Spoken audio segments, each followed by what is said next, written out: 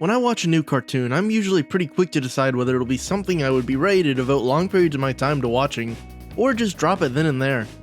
There have only been a few times where I've changed my mind after my usual 3-episode sample period, one of which being BoJack Horseman, because I don't know if I've mentioned it before, but watching episode 1 to 3 is nowhere near as good as watching the rest of the series. Luckily, there were enough comedy bits to keep me around for a couple more episodes, and it ended up becoming a show near and dear to me and plenty of others. Another example of this actually involves a show I've been wanting to review on this channel for a while now. Today we're going to be talking about Final Space, a show that manages to make you really hate the main character, but also manages to turn that hate into a feeling of likability after a while. But before we get into the review, I just want to apologize that this took so long, say thank you for 1,000 now 1,100 subscribers, and also let you guys know I have a community post opened where you guys can comment on shows you want to see reviewed. Basically, you just comment on there, and then the 2 comments with the most likes for a month will be 2 shows I try to get reviewed the next month. That way you guys can have an input on what you see on the channel as well. With that out of the way, let's talk about this show, which is quite possibly my favorite cartoon of the last decade. So you guys might be asking yourselves, what is Final Space? Well, don't worry my either lazy or illiterate viewers, for I am here to answer all of your questions, and then get roasted in the comments for not answering all of your questions. Anywho, Final Space is a cartoon that started airing on TBS, originally starting as a pilot on YouTube, which also subsequently originally started as a 10-episode miniseries called Gary Space. I will give the creature a verbal command of extreme difficulty. Cheese. Wow, how far has this show actually come? It was created by Olin Rogers as his first television series and has gathered mixed reviews from critics at first, but it also had plenty of fans who loved the show and its dynamics. It starred Gary Goodspeed, a guy who thinks he is the most charming man in the known universe. He would be wrong. So wrong. First time I got a girl's number before I even said hey. You see, I like that. I like a girl with a lot of phones. As most people who meet Gary usually start off hating him. It's actually really interesting because the show manages to make the audience feel like the characters in the show, as most people also started off not feeling too keen on Gare Bear. Before the start of the series, he was put into a sort of prison-like isolation on a ship for about 5 years due to wrecking quite a few spaceships that belong to the Infinity Guard, which is basically this universe's space police. The only people on the ship with Gary are Hugh, the ship's AI who was voiced by the titular Tom Kenny, aka SpongeBob. A cookie? For me? Yes, Gary. Take 1. You displayed a quality I hadn't seen in you previously. Courage. Exemplary. You earned it. And because I am the captain. Cookie withdrawn. Kevin, an insanity avoidance companion created to stop Gary from going insane in his isolation, which, ironically, he does the complete opposite of that. Now, to eat the fruits of my greatness. What? No! Kevin! Oh, Kevin! And the Sames, a bunch of robots with identical looks who Gary has taken the time to name to alleviate himself from how lonely he has become. Do you play cards? I'm gonna take that as a yes! Freeze! Oh, good lord! Oh my gosh! Just don't walk up on somebody like that, Hank! Oh, grab my pants! Thought you were a baby ghost or a ghost baby, or something in between the ghost baby spectrum. Freeze! Freaking crap, Hank! Oh, and also, there's a fridge that I'm pretty sure Gary is Yeah, Beth is looking good today. Look at that, staring at me with those hot eyes. You, me, later. The show begins with Gary completing his work for the day as his sentence is nearing its completion, when all of a sudden a little green alien ends up coming into contact with him.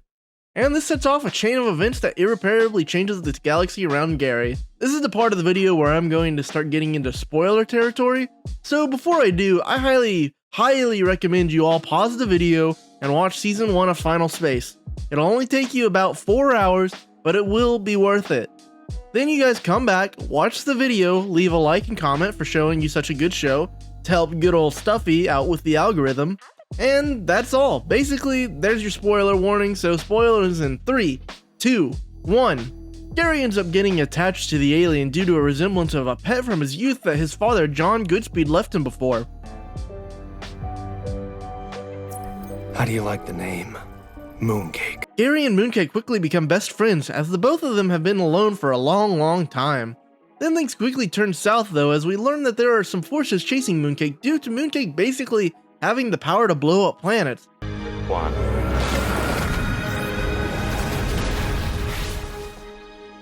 But also the power to open a portal to final space, which is basically a universe where all the Eldritch Abomination from Lovecraft's worst nightmares are being kept, with one Titan named Invictus ruling them all. We quickly learn that them wanting to be free is a very bad thing. They are assisted by the Lord Commander, who is voiced by David Tennant, who manages to do a good job sounding menacing and hilarious all at the same time. His goal is to free the Titans so he can gain unlimited power. Take me! I'm ready to be a Titan and rule every dimension! We then quickly get introduced to plenty of other characters important to the plot, such as Avocado, Ivan Trexian, who is definitely not a cat person, Why should I believe you, Mr. Whiskers? Call me that again, and I'll kill you. I've insulted you. You see, the truth is I've never socialized with a cat man before. My neighbor had a cat. Loved to lick himself. You're not gonna do that right. Otherwise, we're gonna have problems, friend. I'm not a cat. I'm a Ventrexian. Got it. starts out as an antagonist working for the Lord Commander, but luckily he has sympathetic reasons and is quickly redeemed, and ends up as one of Gary's best friends in one of the manliest scenes on television. So no backup. Just two hombres with a dream. You. Let's do this.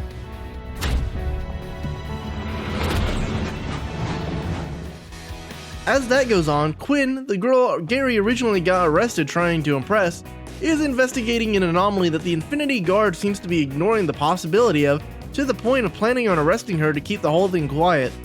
She manages to escape and eventually gets saved by Gary and the crew, and last but not least we have Little Kato, Avocado's son, who is also not a cat, who gets rescued midway through the season where he joins the crew.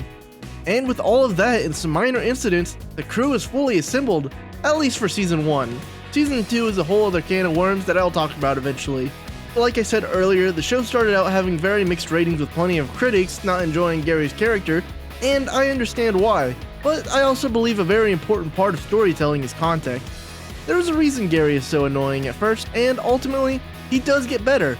So I find it hard to fault him for that, as he did kinda go crazy in isolation. Aside from Gary, all the other characters besides Kevin, who was specifically written to be annoying, I found very enjoyable to see on screen.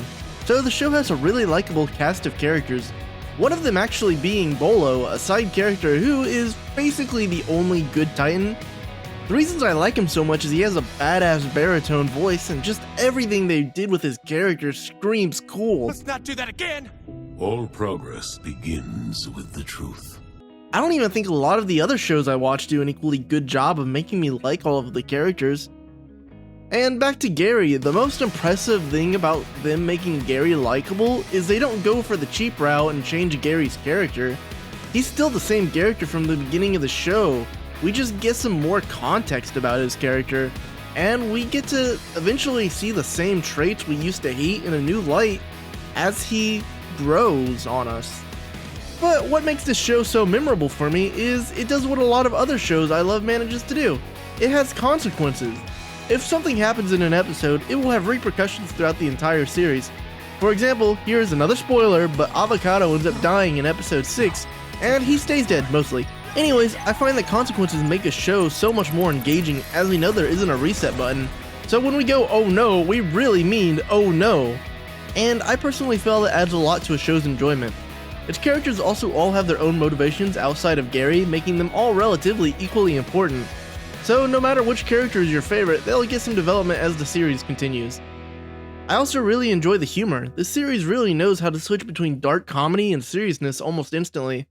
For example, in episode 2, Gary masquerades as some alien's dead mother by wearing her skin until it gets completely ripped apart, to Gary getting his arm torn off by the Lord Commander in the same episode. Speaking of the Lord Commander, this show just knows how to do villains right. They all have their own motivation, and even the side villains are all pretty threatening in their own ways, with a lot of charm to back up their plans. Another thing about the show, it has absolutely stunning music that manages to be completely haunting at appropriate moments, such as Avocado's death. It legitimately made me cry in that episode. So all in all, I think Final Space is a wonderful show that I really can't wait to continue watching when Season 3 comes out, and hopefully I convince some of you guys to watch the show with me. If you guys are wanting to check out the show, you can find it legally on a couple different streaming platforms such as TBS's streaming service or Verve. You can also rent the episodes on iTunes, YouTube, Google Play, or Amazon Prime, and if you guys end up watching the show and really enjoying it, let me know in the comments who your favorite character is. Just try not to spoil the important things in the show. With that review out of the way, it feels pretty good to say I'm back to video making. Sorry it took so long, the quarantine had me working more than usual, and being stuck indoors kind of destroyed all motivation I had. But things are looking up again, so to celebrate my return, next week we are going to do the long-awaited Moral Oral, Beforal Oral special review. I hope to see you guys there. Bye bye!